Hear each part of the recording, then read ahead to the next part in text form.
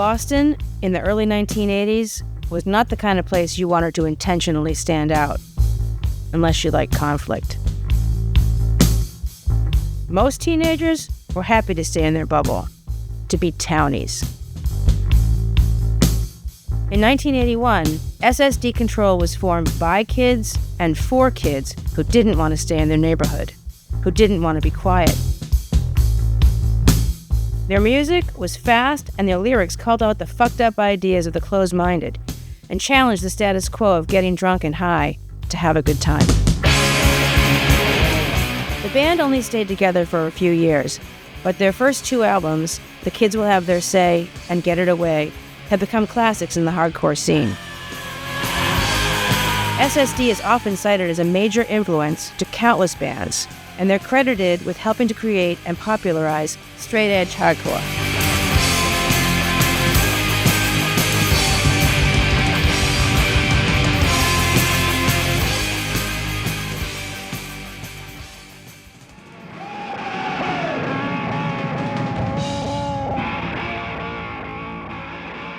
Around the time I decided to, form this band, taking lessons and stuff, I stopped going out with my friends. That typically I would, like on the weekend, I'd go out with my friends and we'd, drink in the woods. Or I was getting into a lot of trouble. I knew if I was going to do this band, I was going to have to meet new people because none of my other friends expressed an interest that they wanted to pick up a guitar or pick up the drums or anything like that.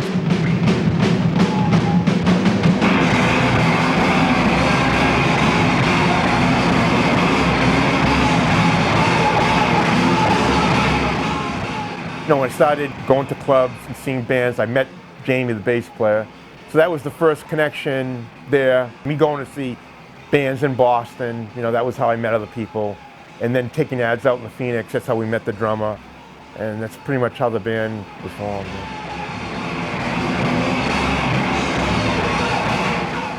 Everything happened so fast during the, from 81 to 84, so much stuff happened. It seems like a lifetime, but like you say, it was really just 3 years.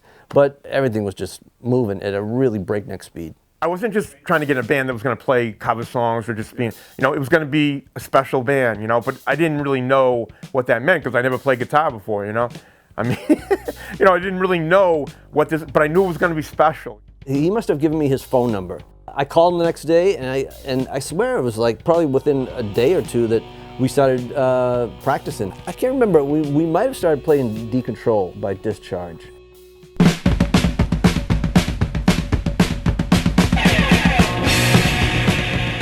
He was okay.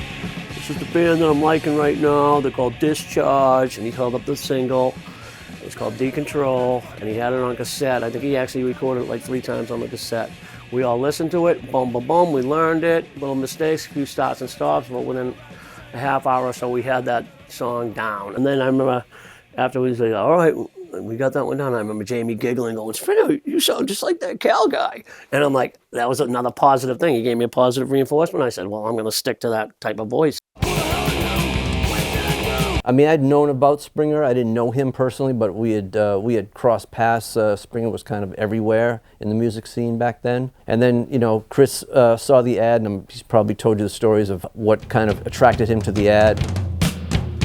My name is Chris Foley. I am the only drummer from SSD. 42 years ago, I answered an ad in the Boston Phoenix. I pretty much quickly learned that I was the only one who knew how to play an instrument. For some reason, it just didn't intimidate me or turn me off in any way. And then Al comes out and makes the big speech. And I remember this as clear as I remember my fucking 8th birthday. Al goes, okay, what this band is going to be about, it's not going to be a groovy type of band where people go out on the dance floor and shake their asses. We're making a statement here. It's about anti-government, anti-society, anti-conformity, and breaking down the barriers between the band and the audience, And if you don't like it, there's the door right there. You can leave right now.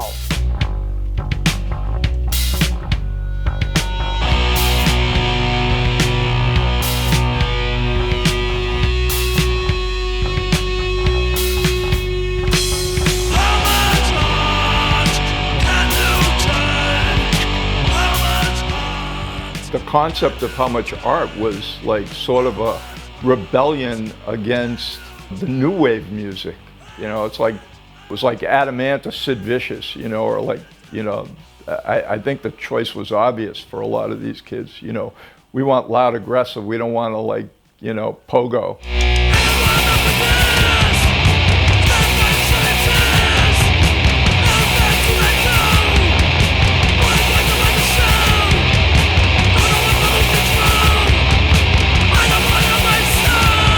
You know, I really couldn't understand why, you know, none of the bands were really heavy. I gotta, you know, so that, I'll say that right off the bat. I was trying to understand why, quote, Boston, this great music town or whatever, you know, that, you know, Aerosmith or Cars, but there was really no heavy bands that I really considered heavy back then, you know? And I was like, that's strange, you know, I don't understand it. It's like almost like they were like heavy music was shunned in a way, I felt, you know?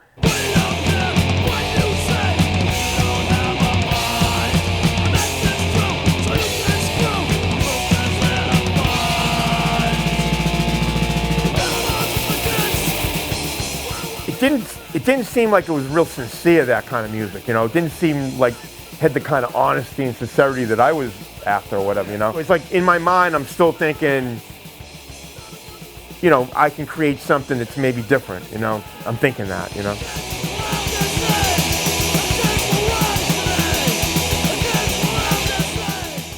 Describe the first rehearsal. How old were you? Okay. What grade were you in? Okay, I think I was 9th grade. Yeah, 9th grade, because I remember I think Jello Biafra had to call my house to find out if we could play some shows, or if I didn't pass my grades, my mother wasn't gonna let me go or whatever. I wanted to be a kids kind of scene, you know, like a real music scene, you know? Did not want to do like a club thing, so that was my idea. They said, Al, I don't care what the vision is of the band, as long as we're faster than anybody else.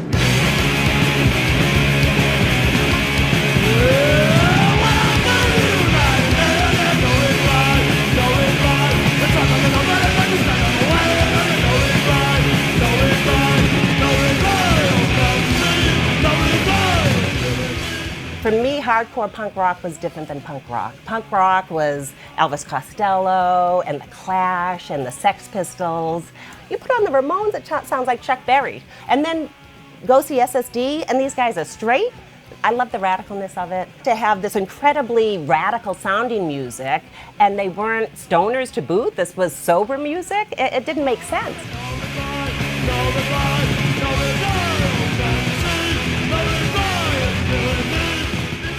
You would think they must be high on 1,000 drugs, and lo and behold, they're totally sober. And it made you feel great.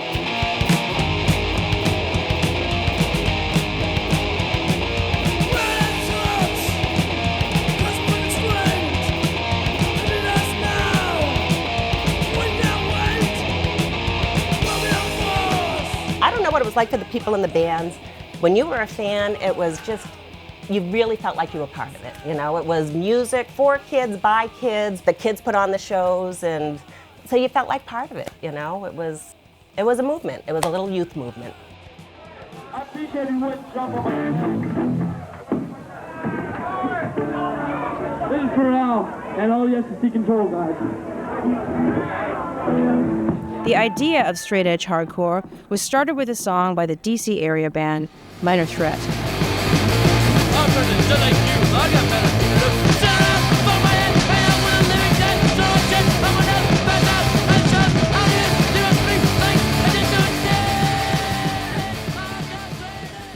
Al and the other members of SSD took the lyrics of that song to heart and let it be known through their music and even their clothing that they were now a straight edge band.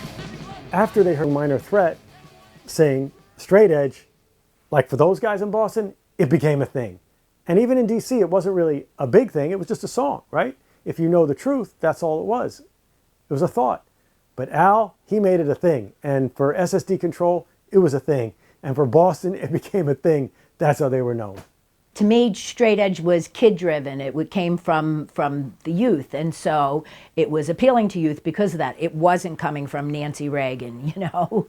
It wasn't coming from Dare. The drug dealers need to know that we want them out of our schools, neighborhoods, and our lives. And the only way to do that is to take the customers away from the product. Say no to drugs. So my idea of straight edge was a choice, okay? Even before I knew about Minor Threat, because I went back in my mind, we went to a show in New York, and I met Henry. I said, what are the X's on the hands? He said, oh, we're all straight edge, you know, something like that. I don't know if he called straight edge.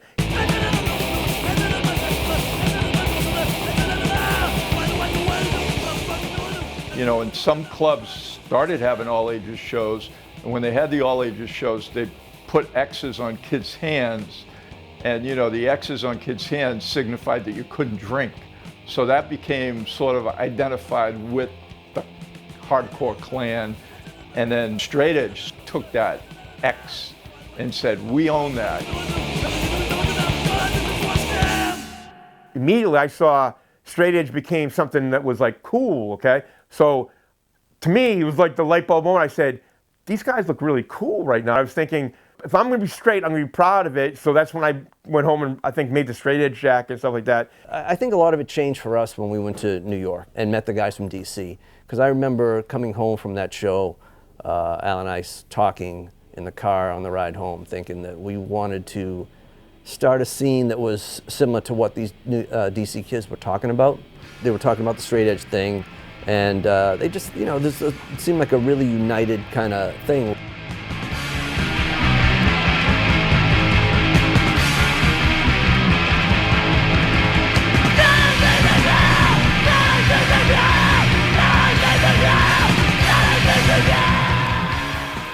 We kind of wanted to, I don't know if we modeled ourselves exactly after them, but we just liked what they were doing and wanted to start something like that. And I remember thinking, you know, when I wrote those lyrics that, you know, hey, I think like there was like 4 or 5 songs that I included the concept of straight edge in those songs. So it wasn't like one song, it's just like, this was my expression. The fact that actually Springer sang those lyrics and, you know, didn't give me really any grief, to me was really, you know, like I said, like a powerful thing.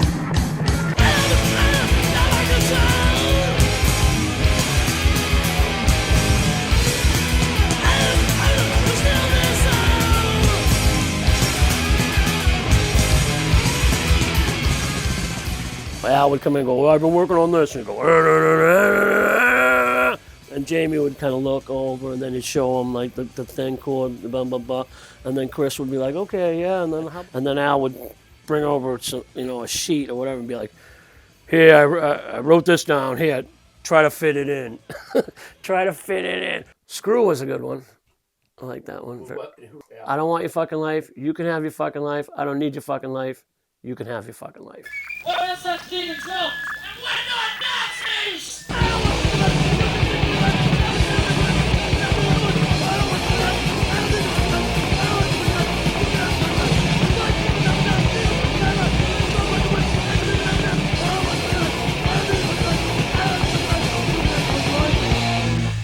You know, I wrote these lyrics, and I thought this music and the lyrics, I liked them both. But I used to hand Springer this lyric, and it had like a million lyrics. And I basically said, you know, here, after that record came out, I heard and I said, wow, he's trying to jam a lot of words in about too many words. And I wouldn't even argue or anything like that. I just tried to jam that shit in, you know, yubba dubba doo vocals, I called it.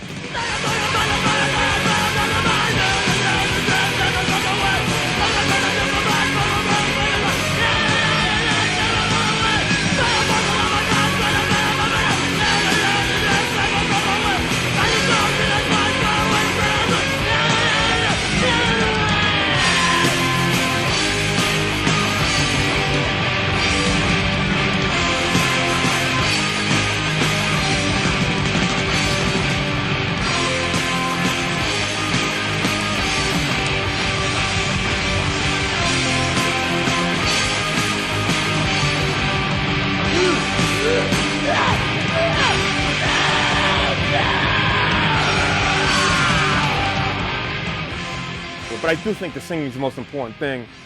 Really? In any band. It's the first I ever heard of that. What do you I thought I think? was just an afterthought. I didn't say the singer, I said the singing. The The drummers. whole time in the band, I was just an afterthought. Yeah, that's not true. You were like the focus, really, to be honest. You got to have a great drummer to begin with, so we had a great drummer. First I've ever heard this. Thank you, Al. Appreciate it. I didn't say you were great. I said we needed a great singer. Need my readers?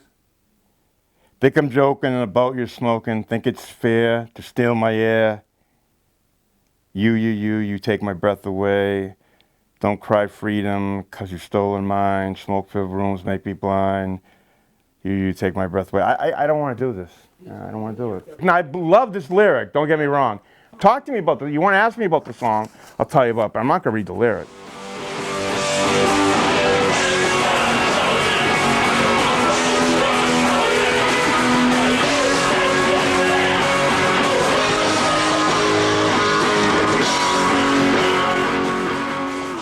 People, it's not today, okay? You got to think back then. People were smoking in restaurants, people smoking in a club, and people would just take it for granted that they can do whatever they want, and you had no right to breathe clean air, So this was like a frustration of mine. I think it's just a disgusting thing,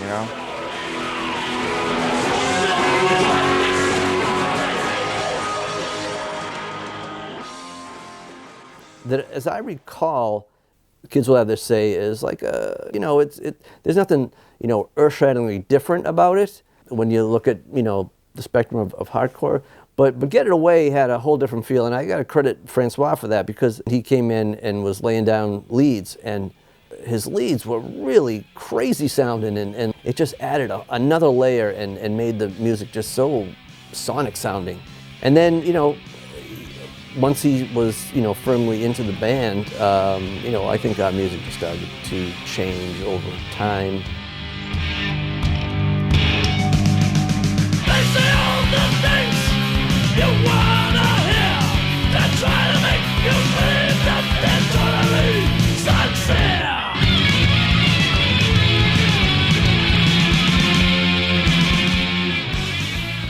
sincere. People are always asking, was it a conscious effort to turn the music around and people want to call it metal, but I never saw it as that.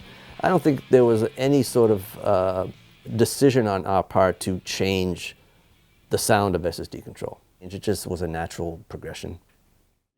I felt like when Jerry's Kids and Gangrene showed up on the scene, I remember the moment. I was in media workshop hearing them for the first time, and I said, we can't compete with these guys, They play way faster than us and much better than us. There's no way that we can have get into a speed race with them. Really? We're not going to win. But that's when I said, what we do better is a slower, more powerful version.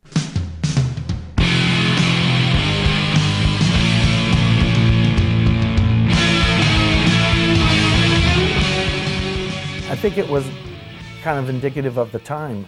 Most of the people in the hardcore scene were picking up an instrument for the first time. And you play those hardcore songs enough, you're probably going to get somewhere proficient at your instrument.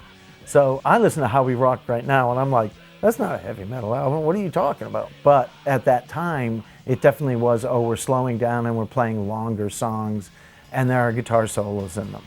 So by Break It Up, yeah, it was a totally different band.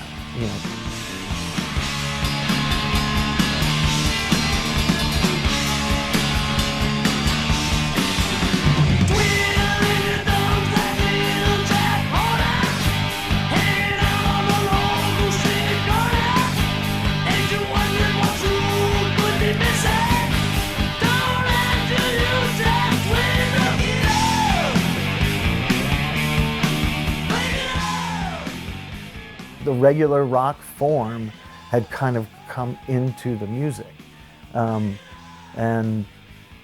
There's times when I listen back to music from that era, or I listen to even now, people say, here's punk rock. And I'm like, no, you're just playing rock.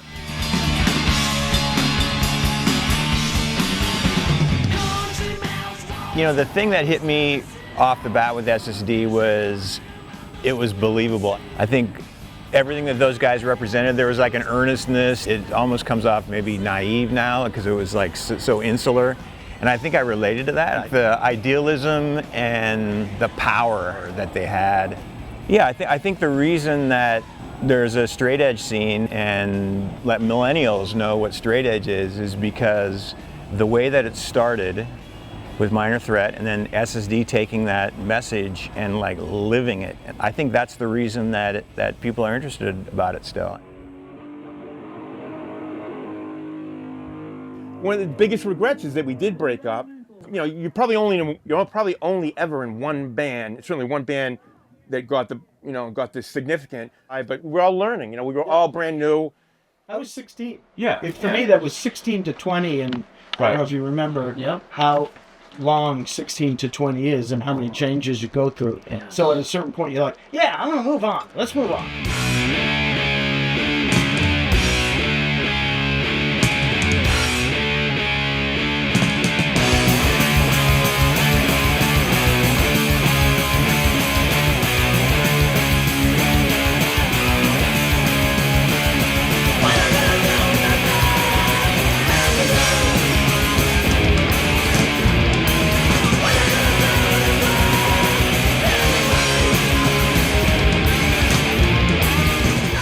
Like Jack and TSOL always said, you didn't do this to get on the radio. You think you're going to be on the radio? No, you're not.